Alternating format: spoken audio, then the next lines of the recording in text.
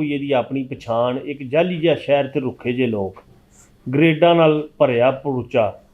एक बारी मैं आया तो उस्ताद सरमद नूं मिलिया ते कहा तुसीं किस तरह इस बंजर शहर दे वासी बन गए हो। उस्ताद वड्डा बंदा है, उस जवाब भी हस के उंज ही दिता, वो बस यार ज्ञान मिलदा ही वीरानिਆਂ ਵਿੱਚ। मैं भी ਇੱਥੇ ही मैं ਇੱਥੇ ਰਹਿਣਾ नहीं सा चाहता, पर किस्मत हिक के हर वारी मैनू ਇੱਥੇ ही लै आउंदी है। फिर ज्ञान की सिख भी हुई। हुण तां मैनू ਇੱਥੇ ਰਹਿੰਦਿਆਂ 10 साल हो चले ने। दिल लग गया है ਜਦੋਂ ਦਰਖਤਾਂ ਉੱਤੇ ਘੁੱਗੀਆਂ ਨੂੰ ਘੁੱਗੂ ਘੂ ਬੋਲਦਿਆਂ ਸੁਣਨਾ ਵਾ ਤੇ ਮੇਰਾ ਦਿਲ ਫੜਿਆ ਜਾਂਦਾ ਹੈ। ਇੱਕ ਤੇ ਆਪਣੀ ਵਸੋਂ, ਆਪਣੇ ਲੋਕ, ਆਪਣਾ ਪਿੰਡ ਯਾਦ ਆ ਜਾਂਦਾ ਹੈ। ਦੂਜਾ ਇਹਨਾਂ ਅਨਭੋਲ ਘੁੱਗੀਆਂ ਦੀ ਮਾਸੂਮੀਅਤ ਵੱਲ ਧਿਆਨ ਟੁਰ ਜਾਂਦਾ ਹੈ। ਵਿਚਾਰੀਆਂ ਨੂੰ ਪਤਾ ਹੀ ਨਹੀਂ ਲੱਗਿਆ ਕਿ ਇਸ ਜੂ ਵਿੱਚ ਹੁਣ ਪਿੰਡ ਨਹੀਂ ਰਹੇ। ਬਹੁਤ ਸਾਲ ਪਹਿਲਾਂ ਇੱਥੇ ਸਦੀਆਂ ਤੋਂ ਆਬਾਦ ਪਿੰਡ ਢਾਹ ਕੇ ਇੱਕ ਨਵਾਂ ਸ਼ਹਿਰ ਵਸਾਇਆ ਗਿਆ ਸੀ। ਇਹ ਸ਼ਹਿਰ ਮੁਲਕ ਦਾ ਸਦਰ ਮਕਾਮ ਬਣ ਗਿਆ। ਭੋਲੀਆਂ ਘੁੱਗੀਆਂ, ਲਾਲੜੀਆਂ ਤੇ ਕਾਂ ਅਜੇ ਵੀ ਇਹ ਹੀ ਸਮਝਦੇ ਨੇ ਕਿ ਉਹ ਅਜੇ ਵੀ ਉਹਨਾਂ ਪਿੰਡਾਂ ਵਿੱਚ ਹੀ ਨੇ। ਘੁੱਗੀਆਂ ਘੁੱਗੂ ਕੂ ਦੇ ਗੀਤ ਪਈਆਂ ਲਾਪਦੀਆਂ ਨੇ ਜਿੱਥੇ ਉਹ ਨਸਲਾਂ ਤੋਂ ਆਬਾਦ ਸਨ। ਮੇਰਾ ਵੀ ਇਸ ਸ਼ਹਿਰ ਨਾਲ ਅਵੱਲਾ ਹੀ ਰਿਸ਼ਤਾ ਬਣ ਗਿਆ।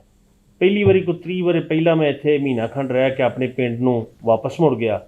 ਦੂੰ ਚੋਂ ਸਾਲਾਂ ਬਾਅਦ ਇੱਕ ਵਾਰੀ ਫਿਰ ਮੈਂ ਇਸ ਸ਼ਹਿਰ ਦਾ ਵਾਸੀ ਬਣਿਆ। ਯੂਨੀਵਰਸਿਟੀ ਦੇ ਇੱਕ ਕੋਰਸ ਵਿੱਚ ਦਾਖਲਾ ਲਿਆ। ਹੋਸਟਲ ਨਹੀਂ ਸੀ ਮਿਲਿਆ। ਸਰਕਾਰੀ ਕੁਆਟਰਾਂ ਵਿੱਚ ਇੱਕ ਕਮਰਾ ਕਿਸੇ ਨਾਲ ਮਿਲ ਕੇ ਕਿਰਾਏ 'ਤੇ ਲੈ ਲਿਆ ਸੀ। ਉਹ ਬੜਾ ਬੁਰਾ ਤਜਰਬਾ ਸੀ। ਰਾਤ ਨੂੰ ਖਟਮਲ ਲੜਦੇ ਅਤੇ ਦਿਨੇ ਕੁਆਟਰ ਦੇ ਮਾਲਕ ਦੀ ਜਿਉਂ ਵੱਖਰੀ ਸੀ। ਸ਼ਹਿਰਾਂ ਦਾ ਵੀ ਆਪਣਾ ਹੀ ਮਿਜ਼ਾਜ ਹੁੰਦਾ ਹੈ, ਪਰ ਇਸ ਸ਼ਹਿਰ ਦਾ ਸਕੂਨ ਵੀ ਮੈਨੂੰ ਵੱਢਦਾ ਸੀ। ਇਸ ਸ਼ਹਿਰ ਦਾ ਮਿਜ਼ਾਜ ਵੀ ਕਿਸੇ ਬੇਵਾ ਵਾਂਗਰ ਸੀ, ਜਿਹੜੀ ਵਿਆਹ ਦੇ ਕਾਬਲ ਹੋਵੇ ਅਤੇ ਅੱਗੋਂ ਕਿਤੇ ਬਹਿਣ ਦੀ ਖਾਹਿਸ਼ਮੰਦ ਵੀ, ਪਰ ਘਰ ਵਾਲੇ ਉਹਨੂੰ ਧੱਕੇ ਨਾਲ ਸੂਫੀ ਵਾਲੇ ਦਰਜੇ 'ਤੇ ਬਿਠਾ ਦੇਣ ਅਤੇ ਉਹਦਾ ਸੁਭਾਅ ਇਕੱਲਿਆਂ ਰਹਿ ਚੀੜਾ ਅਤੇ ਰੁੱਖਾ ਹੋ ਜਾਏ। ਸ਼ਹਿਰ ਦਾ ਸੁਭਾਅ ਬੁੱਸਿਆ ਅਤੇ ਠੰਡਾ ਸੀ। ਸੋਚਿਆ ਵੀ ਨਹੀਂ ਸੀ ਕਦੀ ਇਸ ਸ਼ਹਿਰ ਵਿੱਚ ਵੀ ਰਵਾਂਗਾ। ਕਿਸਮਤ ਹੱਥੋਂ ਜਦੋਂ ਮੈਂ ਪੱਕਾ ਹੀ ਇੱਥੇ ਆ ਗਿਆ, ਉਹਨਾਂ ਦਿਨਾਂ ਵਿੱਚ ਮੈਨੂੰ ਮੁਲਕ ਦੇ ਇੱਕ ਵੱਡੇ ਲਿਖਾਰੀ ਦੇ ਜਨਾਜ਼ੇ ਉੱਤੇ ਜਾਣਾ ਪਿਆ। ਉਹ ਲਿਖਾਰੀ ਵੀ ਮੇਰੇ ਵਾਂਗਰ ਪਿੰਡ ਦਾ ਰਹਿਣ ਵਾਲਾ ਸੀ, ਪਰ ਉਸਨੇ ਸਾਰੀ ਹਯਾਤੀ ਇਸ ਸ਼ਹਿਰ ਵਿੱਚ ਕੱਢ ਦਿੱਤੀ। ਜਾਨ ਮੁੱਕੀ ਤਾਂ ਇਸੀ ਧਰਤੀ ਦੀ ਝੋਲੀ ਵਿੱਚ ਹਮੇਸ਼ਾ ਲਈ ਸੌਂ ਗਿਆ। ਲਿਖਾਰੀ ਨੂੰ ਦਫਨਾਉਣ ਵੇਲੇ ਸਾਫ਼ ਸੁਥਰੇ ਕਬਰਸਤਾਨ ਵਿੱਚ ਫੁੱਲ ਬੂਟਾਂ ਦੀਆਂ ਕਿਆਰੀਆਂ ਵੇਖ ਕੇ ਮੈਨੂੰ ਪਹਿਲੀ ਵਾਰੀ ਖਿਆਲ ਆਇਆ ਕਿ ਇੱਥੇ ਤਾਂ ਮਰਨ ਵਿੱਚ ਵੀ ਕੋਈ ਹਰਜ ਨਹੀਂ। ਇਸ ਤੋਂ ਪਹਿਲਾਂ ਆਪਣੇ ਜੱਦੀ ਕਬਰਸਤਾਨ ਤੋਂ ਅੱਡ ਕਿਸੇ ਹੋਰ ਥਾਂ ਦਾ ਚੇਤਾ ਵੀ ਨਹੀਂ ਸੀ। ਇਸ ਵਾਰੀ ਜਦੋਂ ਨਵੇਂ ਸ਼ਹਿਰ ਆਇਆ ਅਤੇ ਪਹਿਲਾਂ 1 ਸਾਲ ਤੇ ਮੇਰਾ ਦਿਲ ਨਹੀਂ ਸੀ ਲੱਗਦਾ। ਸੋਚਦਾ ਸਾਂ ਇਹ ਸ਼ਹਿਰ 'ਚ ਜੂੰਦਿਆਂ ਦਾ ਕਬਰਸਤਾਨ ਹੈ, ਪਹਾੜਾਂ ਦੇ ਘੇਰੇ ਵਿੱਚ ਇੱਕ ਹੀ ਬੰਜਰ ਜਿਹਾ ਸ਼ਹਿਰ ਹੈ। ਰੋਜ਼ ਸਵੇਰੇ ਸ਼ਾਮੀ ਪਾਰਕ ਵਿੱਚ ਵਾਕ ਕਰਨ ਜਾਂਦਾ ਸਾਂ। ਹੋਰ ਕਿਸੇ ਦੀ ਆਵਾਜ਼ ਆਉਂਦੀ ਭਾਵੇਂ ਨਾ ਆਉਂਦੀ, ਘੁੱਗੀ ਦੀ ਘੁੱਗੂ ਘੂ ਜ਼ਰੂਰ ਕੰਨੀ ਪੈ ਜਾਂਦੀ। ਅਖੀਰ ਘੁੱਗੀ ਨਾਲ ਮੇਰਾ ਦਿਲ ਲੱਗ ਗਿਆ। ਕਿੱਡੀ ਮਲੂਕ ਸੀ ਉਹ, ਗੱਲ ਵਿੱਚ ਗਾਨੀ, ਸੋਹਣਾ ਸਲੇਟੀ ਰੰਗ, ਸੋਹਣੀਆਂ ਦਾਵਾਂ।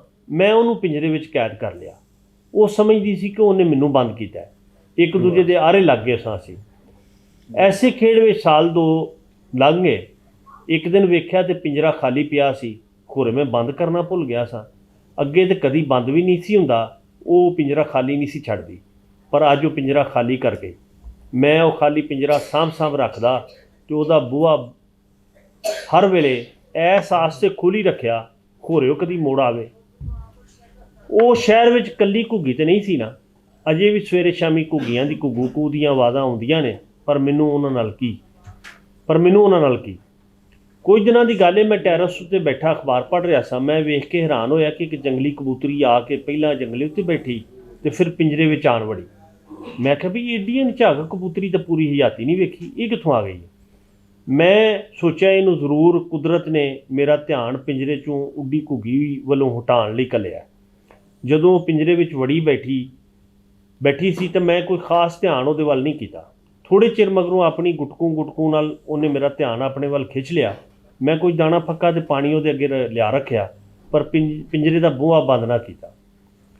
ਉਹ ਦਾਣੇ ਫੱਕੇ ਦੇ ਆਰੇ ਲੱਗੀ ਸੀ ਅਤੇ ਮੈਂ ਉੱਠ ਕੇ ਅੰਦਰ ਆ ਗਿਆ। ਮੈਨੂੰ ਬਾਅਦ ਵਿੱਚ ਉਹਦਾ ਖਿਆਲ ਹੀ ਨਾ ਰਿਹਾ ਕਿ ਉਹ ਪਿੰਜਰੇ ਵਿੱਚ ਰਹੀ ਜਾਂ ਉੱਡ ਗਈ। ਅਗਲੇ ਦਿਨ ਮੈਂ ਆਦਤਨ ਟੈਰਸ ਉੱਤੇ ਗਿਆ। ਮੈਨੂੰ ਕਬੂਤਰੀ ਤਾਂ ਯਾਦ ਵੀ ਨਹੀਂ ਸੀ। ਐਵੇਂ ਪਿੰਜਰੇ ਵੱਲ ਧਿਆਨ ਗਿਆ ਤਾਂ ਖਾਲੀ ਪਿਆ ਸੀ।